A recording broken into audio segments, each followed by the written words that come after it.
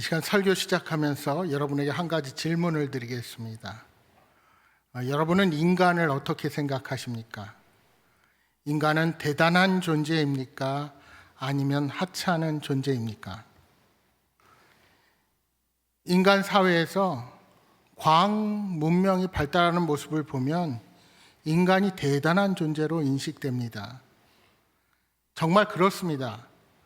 과학의 급속한 발달이 그동안 인류가 영위했던 생활 방식을 완전히 바꾸어 놓고 있습니다. 아니, 우리가 살아가는 미래를 어떻게 바꿀지 정확한 예측할 시간조차 주지 않고 날마다 변화를 거듭합니다. 제가 5학년 때로 기억되는데요. 1980년 12월에 컬러 텔레비전 방송이 대한민국에서 처음 실시되었습니다. 그때만 해도 그 컬러 텔레비전의 그 모습이 얼마나 신기했는지 모릅니다.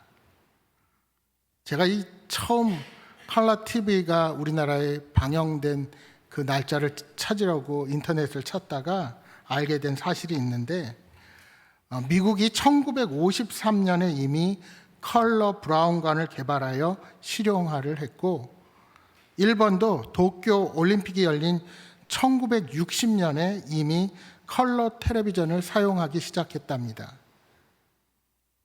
여러분, 우리나라도 1970년대에 이미 컬러 텔레비전들이 생산되었습니다. 그러나 전량 해외로 수출되었고요. 실용화는 훨씬 뒤로 늦춰졌습니다. 여러분, 그 원인이 무엇일까요? 지금은 그 원인을 들으면 그게 말이 되나 할 원인입니다. 박정희 대통령 당시 소비 조장과 국민 계층 간 위화감을 조장한다는 이유로 컬러 방송을 금지시켰다는 것입니다. 우리 여기 청소년들은 상상이 안 가죠? 70년대만 해도 집에 텔레비전이 없는 집들이 있었고 시골에서는 한 곳에 모여서 이렇게 봤습니다. 그런데 거기에 컬러 텔레비전이라니, 소비를 조장하고 국민 계층 간의 위화감을 조장한다. 특히 1970년대 말 제2차 석유 파동과 이어서 박정희 대통령 시해 사건이 발생하자 그 도입에 대한 이야기가 사그라졌습니다. 이러한 우여곡절 속에 1980년 12월 1일부터 컬러 방송이 시작되었답니다. 여러분, 1990년대 초부터 무선 호출기, 일명 삐삐가 상용화되었는데, 이 삐삐가 상용화되기 전만 해도 사람들에게 만남의 장소가 매우 중요했습니다. 왜냐하면 아침 일찍 집을 나서게 되면 여러분처럼 핸드폰을 가지고 있는 게 아니고 연락을 취할 수가 없어서 만나는 시간과 장소를 서로가 알기 쉬운, 그리고 내가 못 나가면 누구를 대신 보내서 내가 못 온다고 전해야 되기 때문에 누구나 알 수 있는 장소가 만남의 장소였습니다. 상상이 안 가시죠? 사람들이 처음 이 무전기만한 그런 휴대전화기가 출시되었을 때 그걸 보고 얼마나 신기했는지 모릅니다. 야, 저 사람은 길에 걸어가면서 전화를 할 수 있구나. 그런데 지금은 모든 사람이 휴대폰을 소유하는 시대가 되었습니다.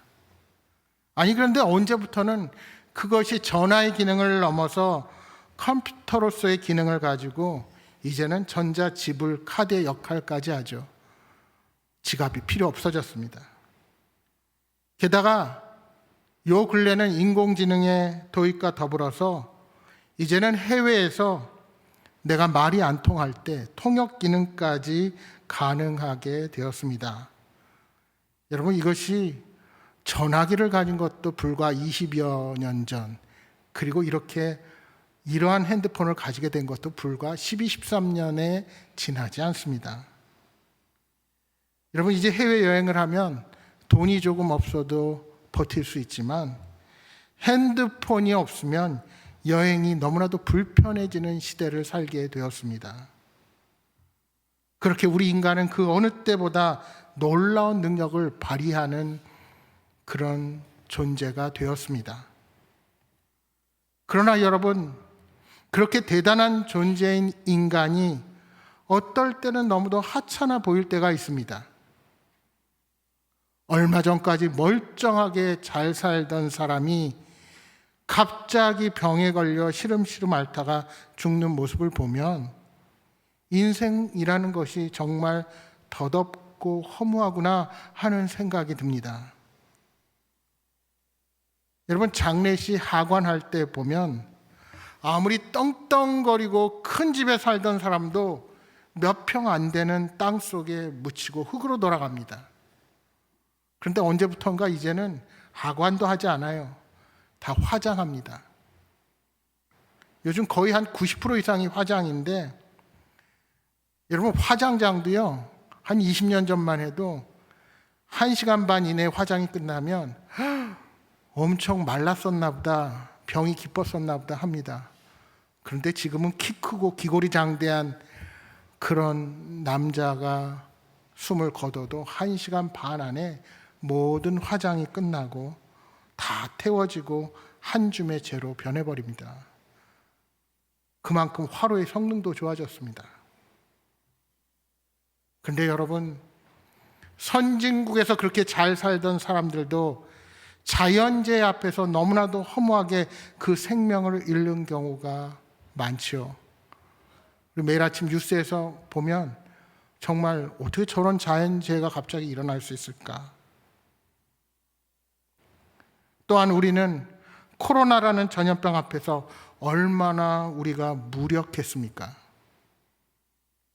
이런 모습을 보면 인간이 아무것도 아니라는 생각이 듭니다. 여러분, 다시 한번 질문합니다. 인간이 대단한 존재입니까? 하찮은 존재입니까? 그런데 여러분, 이 질문은 정말로 중요한 질문입니다. 남의 이야기가 아니라 나의 이야기입니다. 그 해답을 시편 8편의 다윗은 이렇게 고백합니다. 결론부터 먼저 말씀드리면, 하나님과 함께하면 대단한 존재가 되고, 인간 스스로 혼자 있을 때는 참으로 하찮은 존재라는 것입니다. 오늘 이 시편의 말씀을 통해 이런 사실을 확인하시고 나 자신이 하나님 앞에 얼마나 존엄한 존재인지 생각해 보는 시간이 되기를 소망합니다. 그래서 부디 저와 여러분은 한 번뿐인 인생을 정말 존엄한 인생으로 가꾸어 가기를 바랍니다. 오늘 본문은 다윗의 시입니다. 오늘 시편의 말씀은 시편 150편에 있는 모든 시편 중에서 이스라엘 백성들이 가장 많이 애송하는 시편 중에 하나입니다. 잘 아신 대로 다윗 왕은 어린 시절 목동이었습니다. 그래서 들판에서 양떼를 돌보며 자연과 아주 친숙했습니다. 특별히 밤하늘의 무별들을 보면서 신기해하곤 했습니다. 그 감동을 시로 옮긴 것이 바로 오늘 시편 8편입니다. 그는 우주 만물을 바라보면서 자신이 얼마나 하찮은 존재인지 절감합니다. 그런데 다른 한편으로는 이 하찮은 인간에게 하나님께서 친히 관심을 가지고 보살펴 주신다는 사실을 생각하니까 내 자신이 얼마나 존엄한 존재인지 너무나도 감격스러웠습니다. 오늘 저와 여러분도 마찬가지입니다. 우리 자신이 얼마나 존엄한 존재인지 생각하시고 확신하시기를 바랍니다. 그럴 때 우리 인생이 더욱 행복하고 존귀한 인생이 될 줄로 믿습니다. 먼저 다윗은 1절에 창조주 하나님의 위대하심을 찬양합니다. 여호와 우리 주여, 주의 이름이 온 땅에 어찌 그리 아름다운지요, 주의 영광이 하늘을 덮었나이다. 하나님이 창조하신 우주 만물을 바라보니 너무나 신기한 겁니다. 한편 인간은 너무나도 보잘것없는 모습입니다. 3절과 4절에 말씀합니다. 주의 손가락으로 만드신 주의 하늘과 주께서 베풀어 두신 달과 별들을 내가 보니 사람이 무엇이기에 주께서 그를 생각하시며 인자가 무엇이기에 주께서 그를 돌보시나이까. 여러분, 태양계 안에 별이 10의 10제곱만큼 있다고 합니다. 그런데 이 태양계와 같은 항성이 또한 10의 10제곱만큼 있다는 겁니다. 저는 사실 이러한 숫자 개념을 잘 모릅니다. 확실한 것은 우리가 도저히 셀 수 없을 만큼의 엄청난 수의 별들이 태양계 안에, 더 나아가서 은하계 안에 존재한다는 사실만은 확실한 것 같습니다. 1977년 8월 22일에 보이저 2호라는 무인 우주선이 태양계 끝을 향해 발사되었습니다.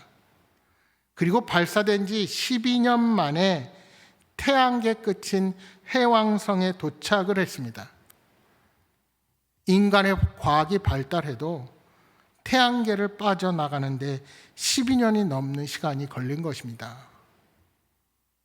여러분이 밤에 바라보는 별, 그 별빛이 발하는 광선이 얼마나 먼 시간에 비친 빛인지 모릅니다.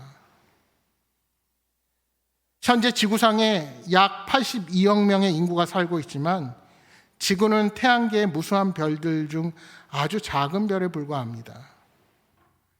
또한 태양계는 은하계와 비교하면 아무것도 아니죠. 이런 식으로 생각해 보면 인간이 얼마나 하찮은 존재인지 먼지만도 못한 존재입니다.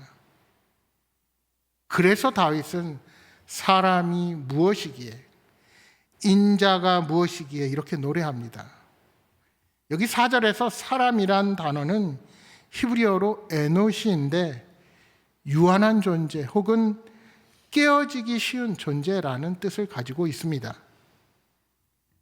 인자, 사람의 아들이란 뜻으로 흙으로 만들었다는 뜻의 벤 아담입니다.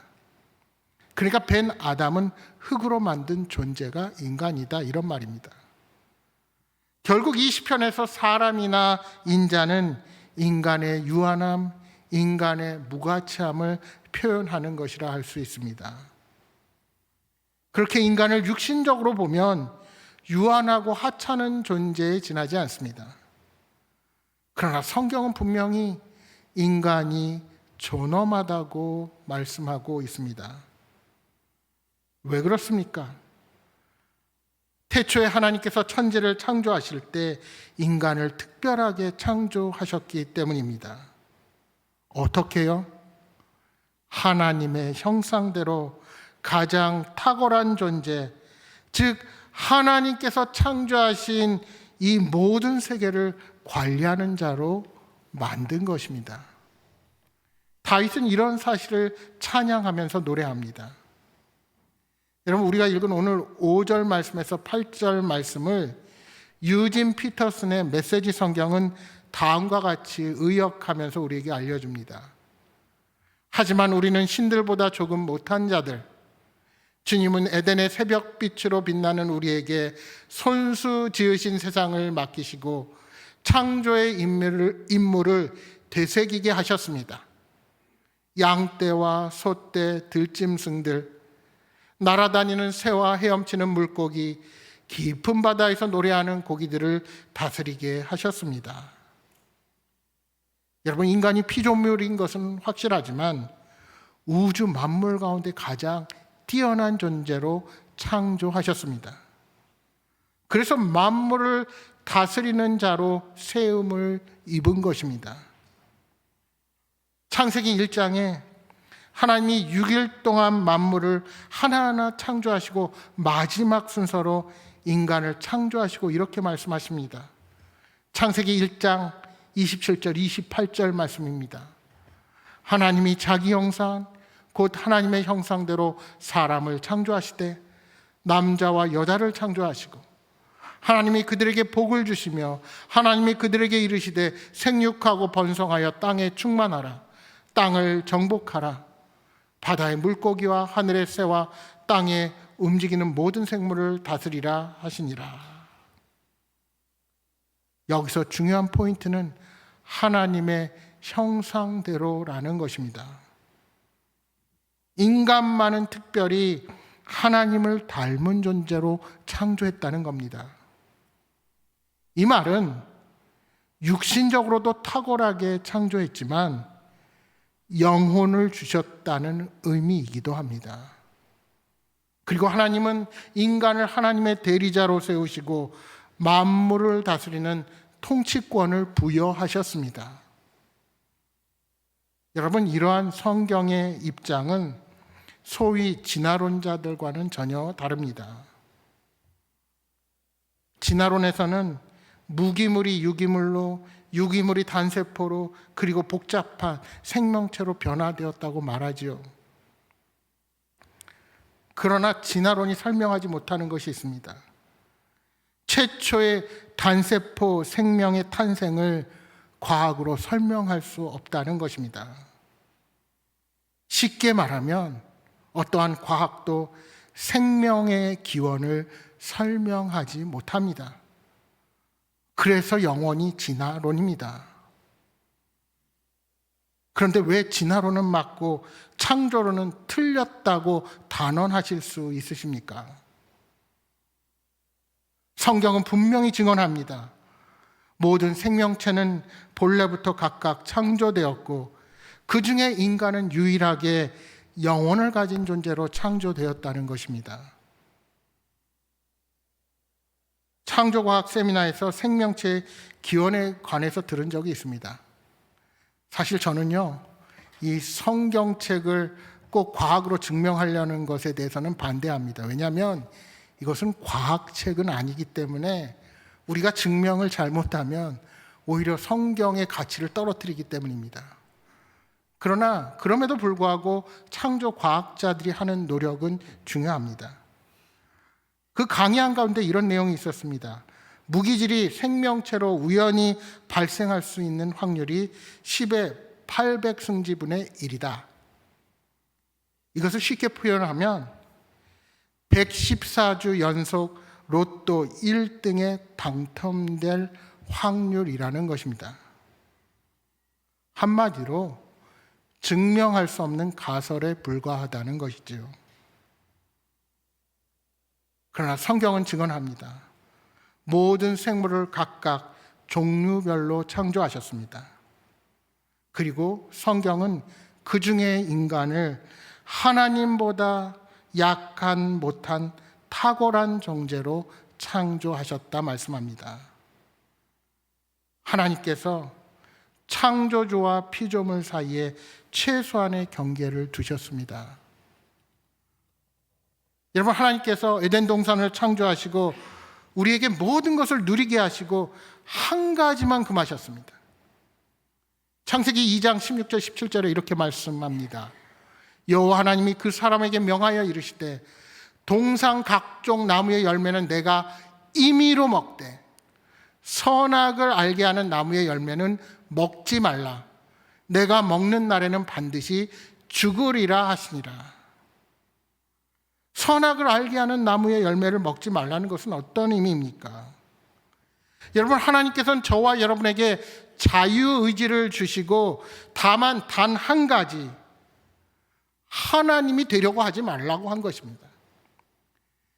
이 땅을 내가 주인이 아닌 하나님을 주인으로 인정하며 살라고 하시는 것입니다. 하나님이 창조하신 세상을 통치하고 다스리되 주인이 아닌 청지기로 하나님이 창조하신 세계를 하나님의 뜻대로 살아가라는 것입니다. 다시 말하면 하나님의 말씀 안에서 살아가라는 겁니다. 그것을 어길 때 하나님과의 관계가 끊어진다고 경고하셨습니다. 그 결과가 바로 우리 육체의 죽음입니다. 안타깝게도 그 모든 것을 누리게 하시고 하나만 금지하셨는데 그 범죄로 우리가 하나님과의 관계가 벌어지지요. 그 결과 어떻게 됩니까? 창세기 3장 7절 8절은 이렇게 말씀합니다. 이에 그들의 눈이 밝아져 자기들이 벗은 줄을 알고 무화과 나무 잎을 엮어 치마로 삼았더라. 그들이 그날 바람이 불 때 동산에 거느시는 여호와 하나님의 소리를 듣고 아담과 그의 아내가 여호와 하나님의 낯을 피하여 동산 나무 사이에 숨은지라. 여러분, 결국 눈이 밝아졌다는 것은 무엇입니까? 죄의 결과로 하나님부터 멀어지고 하나님을 피하는 존재, 하나님과 원수가 되어버린 것입니다. 영적인 사망이 오고, 그래서 우리는 하나님의 낯을 피해 숨는 존재가 되었습니다. 여러분, 아담 이후에 타락한 인간이 하나님을 부정하고 싫어하는 이유가 바로 여기에 있습니다. 여러분, 세상 사람들이 하나님을 부정하고 하나님을 싫어하는 것 어찌 보면 당연합니다. 여러분, 내가 하나님의 존재가 믿어지고 예수 그리스도가 십자가에서 우리를 구원했다는 사실이 믿어진 자는 사실 자체가 하나님의 선물입니다. 성령님께서 우리와 함께 하시지 않으면 그 사실이 믿어지지 않습니다. 이러한 영적인 사망은 더 나아가 육적인 사망, 그리고 영원한 사망으로 이어집니다. 창세기 3장 19절에 보시면 타락한 인간에게 하나님께서 선언하신 말씀이 나옵니다. 우리 19절 같이 한번 읽어볼까요? 같이 읽겠습니다. 내가 흙으로 돌아갈 때까지 얼굴에 땀을 흘려야 먹을 것을 먹으리니 내가 그곳에서 취함을 입었음이라. 너는 흙이니 흙으로 돌아갈 것이니라 하시니라. 하시니라. 아멘. 인간은 창조 당시에 부여받은 존엄성을 상실한 채 죄로 인해서 이렇게 수고로운 삶을 살다가 마침내는 사망의 길로 가게 되었습니다. 이사야서 40장 6절에 모든 육체는 풀이요 그의 모든 아름다움은 들의 꽃과 같다 하고 말씀합니다. 야고보서 4장 14절에는 이렇게 말씀합니다. 내일 일을 너희가 알지 못하는도다. 너희 생명이 무엇이냐? 너희는 잠깐 보이다가 없어지는 안개니라. 그렇습니다. 저와 여러분은 죄로 인해 죽을 수밖에 없는 존재요. 유한한 인생을 살다가 안개처럼 사라지는 허무한 존재에 불과합니다. 그렇다면 이 허무한 인생 가운데 어떻게 해야 후회 없는 삶을 살아갈 수 있을까요? 죄로 인해 잃어버린 하나님의 형상을 어떻게 회복할 수 있을까요? 그것이 바로 예수 그리스도를 통한 십자가의 구원입니다. 이를 통해 저와 여러분은 하나님의 형상을 회복할 수 있게 된 것입니다. 하나님은 그렇게 하나님을 떠나 방황하는 인간을 끝까지 포기하지 않으시고 돌보아 주시는 분이십니다. 다윗은 이러한 사실을 4절에 이렇게 노래합니다. 사람이 무엇이기에 주께서 그를 생각하시며 인자가 무엇이기에 주께서 그를 돌보시나이까. 주께서 생각하시며 주께서 돌보신다는 것은 하나님의 관심과 사랑을 의미합니다. 하나님께서 인간이 범죄하고 타락했다고 비참한 존재로 끝나는 것을 그냥 보고만 계실 수 없으셨습니다. 그래서 다시 영원한 생명의 길로 우리를 회복시키시고자 계획하신 것입니다. 요한복음 3장 16절에 이렇게 말씀합니다. 하나님이 세상을 이처럼 사랑하사 독생자를 주셨으니 이는 그를 믿는 자마다 멸망하지 않고 영생을 얻게 하려 하심이라. 요한복음 1장 12절에는 이렇게 말씀합니다. 영접하는 자 곧 그 이름을 믿는 자들에게는 하나님의 자녀가 되는 권세를 주셨으니, 하나님은 십자가 구원을 통해 우리에게 새 생명을 주심으로써 인간의 존엄성을 회복시켜 주십니다. 죄로 잃어버린 하나님의 형상을 회복시키시고 자녀가 되는 권세를 주셨으니 이것이 얼마나 놀라운 일이 아닙니까? 여러분, 그 사실을 믿으십니까? 예수님께서 마태복음 16장 26절에 이렇게 말씀하십니다. 사람이 만일 온 천하를 얻고도 제 목숨을 잃으면 무엇이 유익하리요? 사람이 무엇을 주고 제 목숨과 바꾸겠느냐? 여러분, 본래 하나님께서 인간에게 주셨던 생명은 영원한 것이고 그것은 온 천하보다 귀한 것입니다. 이것을 회복시켜 주시는 겁니다. 그래서 이제 예수 그리스도를 구주로 영접한 자는 아예 새 생명을 얻게 되는 겁니다. 고린도후서 5장 17절에 이렇게 말씀합니다. 그런즉 누구든지 그리스도 안에 있으면 새로운 피조물이라. 이전 것은 지나갔으니 보라 새 것이 되었도다. 그렇습니다. 예수 그리스도를 통해 주시는 새 생명이 있을 때 인간이 비로소 존엄해집니다. 여러분, 제 아무리 겉으로 보기에 화려해도 예수님 없으면 죽을 인생이요 허무한 인생이 지나지 않습니다. 그러나 예수 그리스도께서 영혼 가운데 찾아오셔서 새 생명을 허락하시면 그때부터 우리 삶의 변화가 일어나기 시작합니다. 성령과 말씀 안에서 그 인격이 변화되어 가는 것입니다. 이를 가리켜서 우리가 신학적인 용어로 성화, 거룩하게 된다, 영어로 sanctification이라는 표현을 씁니다. 사도 바울은 빌립보서 2장 5절에 우리에게 이렇게 권면합니다. 너희 안에 이 마음을 품으라. 곧 그리스도 예수의 마음이니. 예수님의 마음을 우리 안에 품고 지속적으로 예수님을 닮아가라는 것입니다. 성령 안에서 행하면 능히 그렇게 될 수 있습니다. 사실 인간 스스로 변화한다는 것은 너무나도 힘듭니다. 여러분, 아무리 의지적으로 변화하려고 해도 여러분의 성품과 여러분의 기질이 잘 변화합니까? 우리는 우리 힘으로 도저히 변화할 수 없는 존재들입니다. 그러나 예수 그리스도를 영접하고 성령님께서 우리 마음에 찾아오시면 우리는 나도 모르게 변화를 경험하게 됩니다. 제가 목회를 하면서 느끼는 것이 있습니다. 정말 변할 것 같지 않던 사람이 갑자기 변화하는 것을 봅니다. 자기 자신만을 알고 도대체 양보라는 것을 모르는 사람, 공동체 안에서 늘 상처만 주는 사람, 그래서 모든 사람들이 피하고 꺼려하던 사람이 어느 날 갑자기 변화를 경험합니다. 도대체 우리가 생각하지 못한 모습으로 변화하는 것입니다. 여러분, 그것이 무엇 때문입니까? 바로 예수님 때문입니다. 그 변화를 보지 못하면 목회를 하기 힘듭니다. 그 변화 중에 가장 놀라운 것은 외모를 중시하고 남에게 보이던 것을 중시하던 사람이 어느 날 그 기준이 바뀝니다.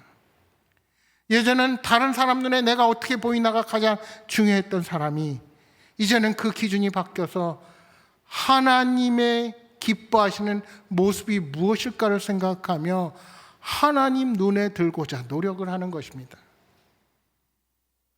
많은 세상 사람들은 세상의 소유나 성공을 이루고 그렇게 누리는 것을 인생의 목적으로 삼습니다. 그러나 인생의 허무함을 깨닫고 모든 것이 주님의 손 아래 있음을 깨닫게 될 때 세상 것에 대한 집착보다 가치 있는 삶으로의 변화를 꿈꾸게 되는 것입니다. 여러분, 요한일서 2장 15절 이하 17절 말씀을 우리 한 목소리로 함께 읽어보겠습니다. 같이 읽겠습니다. 이 세상이나 세상에 있는 것들을 사랑하지 말라. 누구든지 세상을 사랑하면 아버지의 사랑이 그 안에 있지 아니하니. 이는 세상에 있는 모든 것이 육신의 정욕과 안목의 정욕과 이생의 자랑이니 다 아버지께로 온 것이 아니요 세상으로부터 온 것이라. 이 세상도 그 정욕도 지나가되 오직 하나님의 뜻을 행하는 자는 영원히 거하느니라. 아멘. 우리는 영원한 가치를 목적으로 삼고 살아야 후회하지 않고 이 땅을 살아갈 수 있습니다. 정말 중요한 것은 세상의 소유나 성공이 아닙니다. 그것들을 무엇을 위해 사용하느냐 하는 것이 진짜 중요합니다. 나의 인생이 하나님의 선하신 뜻을 위해 사용되는 것이 중요합니다. 이동원 목사님의 책 너희는 약속의 말씀을 붙들고 살라의 한 부분을 여러분에게 소개합니다. 한 설교가는 모세 일생을 3단계로 나누어 말했습니다. 처음 40년을 I am somebody의 단계, 즉 나는 특별한 사람의 단계라고 말합니다. 모세는 바로의 궁중에서 최고의 교육을 받은 못할 것이 없는 사람이었습니다. 그래서 감히 이스라엘의 구원자를 자처하고 나섰지만 그런 자신감은 여지없이 벽에 부딪히고 그는 광야로 피신합니다. 둘째 40년을 I am nobody의 단계, 즉 나는 아무것도 아닌 사람의 단계라는 것입니다. 미디안 사막에서 양을 치며 모세는 자기라는 존재가 별 볼 일 없는 사막의 먼지 같은 실존임을 깨닫게 됩니다. 그리고 3번째 이스라엘의 구출자로 쓰임을 받은 마지막 40년은 I am God's body, 즉 나는 하나님의 사람임을 인식하는 단계입니다. 하나님이 써주실 때에만 비로소 유익하고 쓸모있는 인생을 살 수 있다는 것을 자각하게 되는 단계입니다. 그리고 하나님의 때가 되면 물러갈 줄도 알고 하나님이 준비하시는 승계자를 인정하고 세워야 하는 것입니다. 여호수아는 본래 모세를 보좌하던 사람이었습니다. 그런데 모세와 함께하며 그의 리더십을 배운 여호수아를 때가 이르자 하나님은 모세의 승계자로 세우시는 것입니다. 이러한 하나님의 주권을 신뢰해야 합니다. 여러분, 우리의 인생이라는 것이 사실 먹고 마시고 즐기다 보면 어느덧 끝에 이르고 아무것도 남지 않습니다. 여러분, 부유한 자와 가난한 자가 먹는 것이 달라도 하루 3끼 먹고 똑같이 화장실에 갑니다. 여러분, 차이가 있어 보여도 누구나 죽음을 향해 가는 인생들입니다. 그러나 무엇이 우리를 근본적으로 달라지게 합니까? 오직 하나님의 영광을 빛내고 하나님의 영원한 가치로 인정하는 것들을 위해 내가 쓰임받기를 소망할 때 거기에 소중한 가치가 있고 영원한 의미를 갖게 되는 것입니다. 우주보다 크신 하나님께서 연약하고 보잘것없는 인간에게 자신을 알려주시고 이 시간도 친히 돌보아 주십니다. 이렇게 하나님께서 인간을 얼마나 생각하는지 깨닫게 된 시편 기자 다윗은 그 하나님을 찬양할 수밖에 없는 것입니다. 그래서 9절 말씀에 그는 다시 한번 온 땅에 가득한 하나님의 영광을 찬양합니다. 여호와 우리 주여, 주의 이름이 온 땅에 어찌 그리 아름다운지요. 사랑하는 여러분, 하늘과 땅의 모든 만물이 때에 따라 변화되는 모습 속에서 하나님의 다스리심을 보게 됩니다. 우리가 무엇이기에 그렇게 우리를 사랑하십니까? 우리는 하나님의 형상을 닮은 주의 자녀들입니다. 그리고 선택된 주의 백성들입니다. 우리는 하나님의 통치권을 위임받은 존재로 이 땅을 살아갑니다. 그 권한을 가지고 하나님이 지으신 세계를 지키며 하나님의 영광을 나타내는 복된 삶을 살아가시기를 주님의 이름으로 축복합니다.